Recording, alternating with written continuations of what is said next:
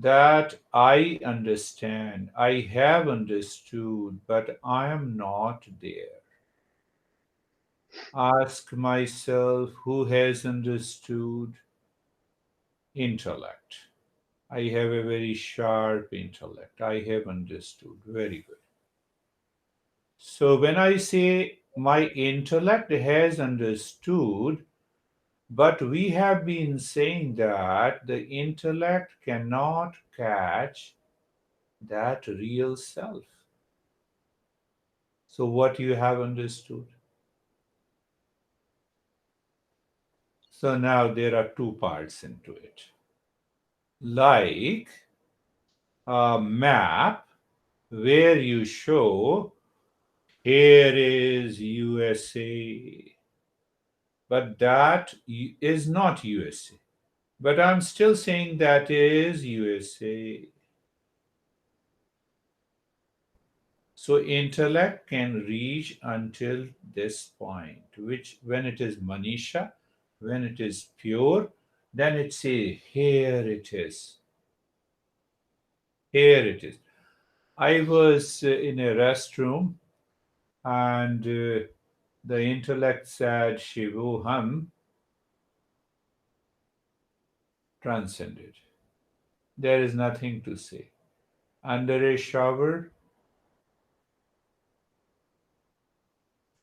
so mind said, is this you? No, I am that. That mantra is Soham. That mantra, but if I don't understand the mantra, I cannot point out. So I have to understand the mantra also. It's very important. The way I understand,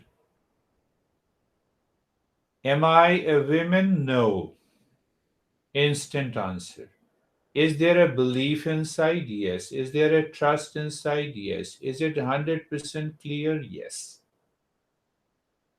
So when it is clear I'm not a woman, I know who am I. There is no need to express. There are many examples the masters have given with reference to the intellect. A lady master in our Himalayan state was a great master. So her one of her student was living in that monastery or a cottage. The lady master went under a tree outside and started searching something. The student came, what you are searching? I'm searching a needle. Normal question. Okay, that is the object. So, where you have lost the needle? In the cottage inside. Why you are searching here? So the lady master says, why you are searching? Who am I from me? Where are you? Look at it. Beautiful. So now, can I really understand the import of this parable? Where the mind is searching, there it is not. But we have to use the mind. That is another problem. Now, simplified version of that story would be I drive my car to home, become aware from today. Then you park the car outside before you enter into your home. So, before we enter into our home, the intellect has to be left outside. Mind has to be left outside. So, the next question comes then why the hell we purify the mind? Why we need to purify the mind when we have to leave it? Because the purified mind and the manisha can only point out, can help you reach until the main door. If the mind is not purified, it will not help you to reach there. So go further. So the mind is impure. Oh, that impure mind. What is that impure mind? So Amrit Bindu Upanishad says, Manohi Dividham Proktam Ashuddham Cha Shuddham Eva Cha Shuddham Ashuddham Eva Cha Ashuddham Kama Sankalpam. Impure mind has a desire and a projection. Why it has a desire? Because of seeking the fruits of an action. Who is seeking the fruits of an action? The I thought in the mind, the ego sense in the mind. Because that ego sense says that happiness is outside.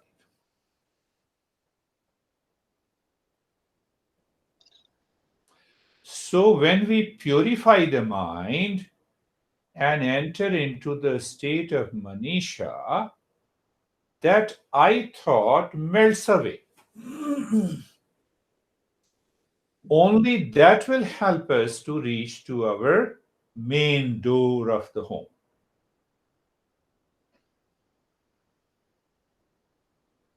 Great Master Ramakrishna also explains you that when the mind lives in tamoguna,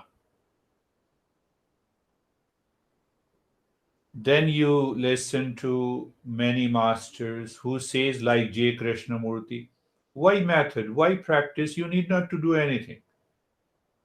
So he is saying to the people who are seekers, but I'm a non-seeker, so I understand. Oh, I have understood. He says doing nothing.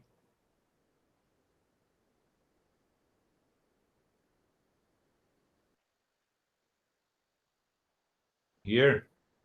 So, so she reads J. Krishnamurti every day. And she questions, is there any need to practice? I said no. Why there is a need to practice? Why you should practice? Do you practice being a woman? You never practice. So she points to her husband, see what your guru is saying to me. And now I heard that she had a big fight with her husband and they got separated. Where J. Krishnamurti has gone. So, tamoguna makes you lethargic. It opposes the knowledge. And still it says, I know. That is tamoguna. So, it doesn't want you to progress. So, we have to move to rajoguna. The mind has to be activated. It should do lot of stuff. And then it gets tired. Then it realizes that ultimately the peace and happiness is doing nothing. After doing a lot of practices, after running a lot, because if I don't run, I'm in tamasic guna. So I don't know it. Now I'm running, so I get fatigued, so I become aware, and then I leave the exercise, then I find what a deep relaxation. So you see that many people say to me that I need, no, please add some breathing practice, something active so that, my mind is rested. I know where you are. Why should I say it? I don't say it. I don't say it. So it is only to remove the tamoguna. That is why I enter into the rajasic guna. Now to drop this rajasic guna, where the mind is looking for knowledge outside in the world, is rajasic guna. So I have to leave that to enter into the satoguna. Satoguna is looking for the knowledge, the pure experience, and the pure joy. Only the satoguna can help us to reach at the main door of our self. Very thin line is there. We break that shell. Once you park the car, it means you have parked the intellect. Goodbye. And the moment you say goodbye, the door opens by itself, and you know. That is another way to explain. There are 100 ways to explain this journey. So, the moment I say I know, who is this I that knows? Can the self ever say that I know? No. Because it is of the nature of knowledge. It is the nature of consciousness. It is the nature of happiness. It cannot say. Does the sugar says, come on, I am very sweet. Sweetness is your essential nature. That is why you are known as sugar. Your superficial nature may be different. We can find the sweetness in a candy, in an ice cream, in a dessert, lot of stuff.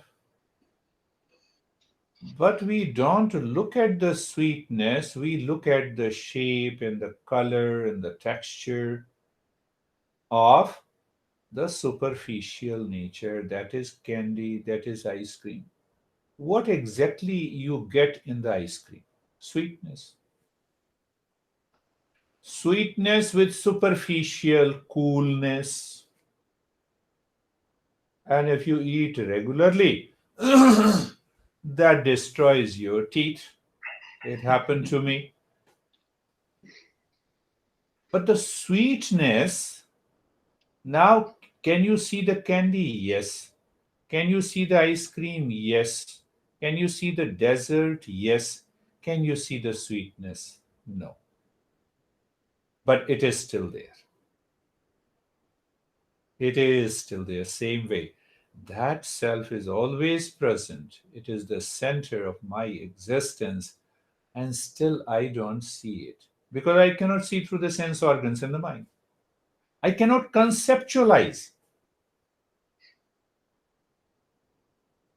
So, my master used to say that in order to understand, our masters have created thousands of concepts only for understanding. But that self is beyond the concept. So, when it is beyond the concept, it is beyond the thought. So, when it is beyond the thought, why not my intellect or Manisha, which is pure, look at that? And that comes by both what is known as seeking. Seeking is Shravanam, understanding, knowledge part, and searching is practice. So both has to go together.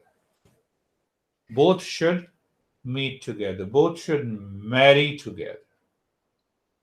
So when it is married, the intellect part merges into the self. When I have to speak, that self comes through the intellect and the mind and speaks. When it has nothing to speak, it goes back again. You are talking to your daughter, so at the time of talking to the daughter, you are father. The moment the daughter is out of sight, you are human being. See that? Instantly, it becomes so natural. The way you talk to the daughter, you do not talk to the other girls. There is a belongingness. Same way, the moment you know that self expresses through the intellect and the mind, it knows it is playing a role. It has nothing to do with the world outside. But it has to do everything with the world outside because you are living a personal, professional, social, family life. So both go together. So just do this practice regularly and see that